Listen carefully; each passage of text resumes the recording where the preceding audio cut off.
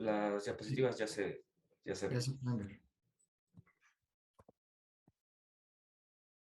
Sí, se pueden, sí cambian, ¿verdad? Perfecto. Sí, así es. Muchas gracias a todos. Buenas tardes. Represento a la Universidad Autónoma de Querétaro con este tema del diseño regenerativo, cuya teoría se está postulando como una vertiente de cambio y de suplantación o de enriquecimiento hacia lo que es el criterio sustentable. Ya no es viable continuar con esta cuestión de sustentabilidad, sino más bien de regenerar. Vamos a ver de qué se trata esta cuestión de esta teoría, cuyo objetivo es ver definiciones impuestas por un servidor en una publicación de un artículo, lo que vendría siendo la definición de diseño regenerativo, hábitat integrativo y algunas gráficas a través de un método para medir esta proyección teórica, ¿no? Empezamos con lo que es la sustentabilidad allá por 1983, cuando Gro Harlem Brundtland definió a este término como el hecho de satisfacer las necesidades de hoy sin comprometer las condiciones del futuro, ¿no? En aquel entonces esta definición tenía vigencia, cumplía con las necesidades de ese tiempo para reestructurar o adaptar y conservar los ecosistemas en un equilibrio aparentemente pues neutro, ¿no? Que no hiciera daño a futuro, pero hoy en día ya vemos que ya está, como no se hicieron mecanismos de acción globales, realmente ya no cumple con los criterios y las necesidades actuales, por lo que el diseño legislativo entra para reestructurar, regenerar los ecosistemas naturales y sociales dañados por el ser humano, ¿no? Entonces, aquí yo planteo cómo definir a esta teoría o el concepto de diseño legislativo bajo una impronta de complejidad, multidisciplinaridad, y que responda a los criterios actuales que rigen el día de hoy, ¿no? Entonces, para esto me di la tarea de hacer un análisis cultural, un enfoque social, económico y ecológico, cuya respuesta diera a esta necesidad de pregunta, ¿no? Entonces, para hacer este planteamiento, adjudico lo que es el término de revolución regenerativa, así como vino el término de revolución darwiniana, cuyo método cladístico implementó una serie de cambios en el modo de ver, el concebir el mundo, la visión del mundo, y de hacer las investigaciones de una forma que rompiera las barreras de las disciplinas, viéndolos desde un punto de vista separatista, sino más bien un sistema integrador. Pues aquí también yo planteo que haya una nueva postura, ¿no?, del ser humano con su relación con la naturaleza, donde haya un desplazamiento del antropocentrismo para darle paso al ecocentrismo, y donde haya criterios de alteridad, de visión del mundo con aportación o el enriquecimiento de otros o de otras culturas, un sincretismo, o sea, decir, abrazar la contradicción y hacer el convivio de teorías y civilización, como lo plantea Edgar Morin, ¿no? Entonces, los elementos configurativos que representan al diseño regenerativo, a esta teoría que está en una fase prístina, viene siendo el análisis de patrones cuyo flujo de información es de vital importancia para que los equilibrios, los puntos de los ecosistemas sean reequilibrados y sean restaurados, ¿no? Vimos por ahí que los sistemas mesoamericanos tenían esta técnica, análisis técnica de análisis patronal para restaurar puntos ecotonales cuando, por ejemplo, había escasez de peces, escasez de alimento, pues hacían este análisis para reequilibrar esa carencia, ¿no? Vemos que también tiene que tener un pensamiento sistémico y complejo, donde haya este convivio de teorías que mencionaba, una teoría de sistemas, multisistema, acupuntura sistémica, donde desde la célula o desde el organismo más pequeño hasta el símbolo, que es lo más complejo que se tiene en la historia de la humanidad, pues haya esta visión transdisciplinaria y multifactorial, ¿no? Tenemos también lo que es el hábitat intervenido y el hábitat natural, que aquí yo lo que aporto yo es que ya no veamos de manera separatista lo que es el hábitat, en un entorno natural o un entorno hecho por el hombre, el ser humano, ¿no? Sino más bien un hábitat integrativo donde fundamos ya el hecho de que todas las actividades sociales repercuten en los medios ambientales y viceversa, ¿no? Entonces, esos son los elementos configurativos para entender lo que es el, el diseño regenerativo. Aquí tenemos un mapa mental donde los puntos más importantes, más relevantes, es esta visión sistémica, ¿no? O sea, el hecho de ver todos los sistemas creados por el ser humano y por la naturaleza y ver cómo se complementan, cómo afecta uno al otro.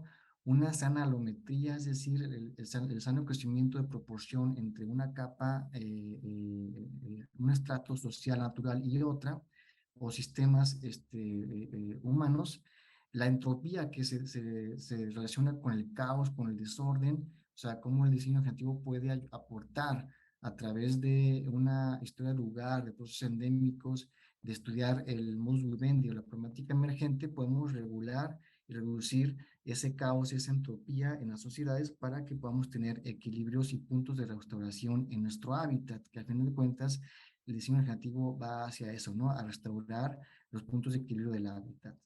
Lo que es una dialéctica, es decir, el hecho de contraponer teorías y a través de principios dialógicos y no de sofismas, no de imponer teorías o imponer visiones, sino más bien abarcar, abrazar todo tipo de comentarios, de perspectivas, pues podemos tener un isomorfismo, o sea, una forma biológica, una estructura bien cimentada, bien armada, donde todos los puntos sean considerados, todas las partes de la sociedad sean considerados para tener una relevancia en cuanto al hábitat, restauración del hábitat, ¿no? Entonces aquí tenemos una fórmula social de términos cuya la cogestión transdisciplinaria más la organización integral del hábitat más una resiliencia cabal nos da como resultado el diseño regenerativo, ¿no? Que es esto de regenerar, reestructurar ecosistemas naturales y sociales, de los cuales, en cuanto a la definición que ya tengo ya publicada aquí a la derecha, es una disciplina metódica, ¿no? Cogestiva, en proceso ad infinitum, es decir, que se recicla una y otra vez para disminuir la entropía en términos socioambientales de carácter internacional, ¿no? O sea, con fines de restaurar los puntos de desequilibrio en esa coexistencia. Como vimos, por ejemplo, en Wuhan, China, lo que pasó en su hábitat con el SARS-CoV-2, cómo repercutió enteramente en meses a un estrato mundial, ¿no? Repercusiones insospechadas.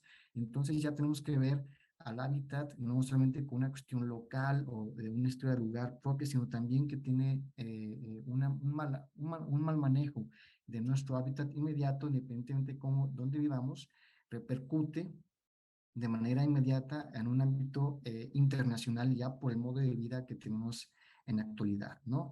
Y por último, lo que es el hábitat integrativo, aquí a la izquierda, pues es esta, ¿no? Es el hábitat que integra a esos estratos sociales, esos estratos naturales de una localidad determinada, ¿no? Donde tenemos un patrimonio tangible e intangible cuya influencia va a permear en la personalidad de la vida humana, animal y vegetal. Aquí tenemos para analizar o para proyectar esta teoría, de ver si tiene impacto o si tiene proyección o viabilidad. Se usa el coeficiente R de Pearson, que es un método para evaluar estadísticas comparativas. Y aquí vemos, por ejemplo, cómo bajo un ingreso, aquí en la derecha tenemos un modelo económico tradicional, donde tenemos un ingreso per cápita o una población económica activa bajo un modelo económico lineal, ¿no? O sea, de producción y desecho y volver a producir. Entonces vemos entre mayor ingreso tengamos o más población económicamente activa tengamos, vemos cómo la superficie de árboles se ve disminuida y el coeficiente de correlación es negativo, ¿no? Entonces tiene un impacto negativo bajo un modelo económico lineal. Por eso la necesidad de convertir a modelos económicos de economía circular y economía verde para revertir esta situación, ¿no?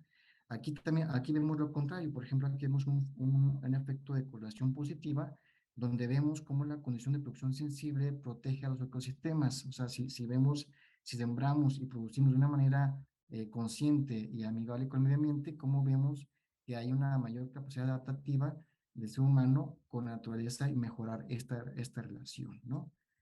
Por ejemplo, aquí tenemos una variable social, votos emitidos, o sea, en la parte derecha, si tenemos una participación ciudadana para lo que es las decisiones públicas de gobierno y tenemos mayor injerencia en la toma de decisiones, cómo la superficie de árboles se ve favorecida, ¿no? O sea, entre más participación tengamos sobre lo que acontece en nuestra política inmediata o de nuestro alrededor, el impacto ambiental será positivo, ¿no? Igual también aquí a la izquierda, si tenemos una industria limpia, pues la esperanza de vida aumenta, ¿no? No solamente la longevidad, sino también como presentaban las compañías en las experiencias pasadas, los beneficios ecosistémicos y los beneficios psicológicos que permea en la calidad de vida del ser humano, ¿no?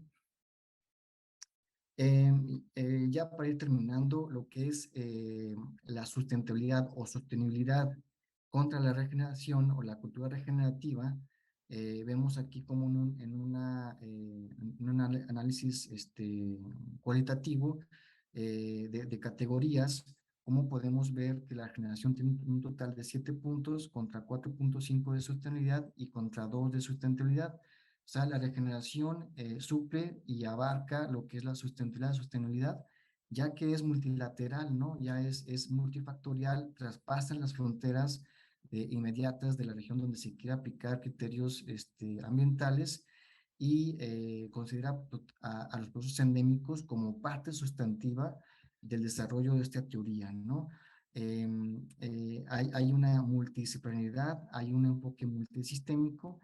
En cambio, cuando es la sostenibilidad, vemos que no es el criterio, no es la respuesta, no es la visión holística que se pretende para que el equilibrio, los puntos de restauración del hábitat integrativo que busca la cultura regenerativa o el diseño regenerativo sea considerada como tal, ¿no? Y ya por último, aquí tenemos una gráfica, esta no es hecha por mí, está hecha por Christian Daniel Ward, que para mi gusto es el máximo representante ahorita en cultura regenerativa, que haciendo énfasis que está en etapa primitiva, en la etapa prístina, vemos cómo la sustentabilidad apenas si se mantiene en un estado neutro. En cambio, cuando tenemos una regeneración, pues tenemos un cuadrante positivo donde hay una reestructuración de capas sociales y naturales. No se diga cuando tenemos un impacto ambiental negativo, pues ahí tenemos un caos, tenemos una contaminación, tenemos una repercusión multisistema e internacional en daño a los ecosistemas y medio ambiente en general, ¿no? Pues esto sería todo de mi parte.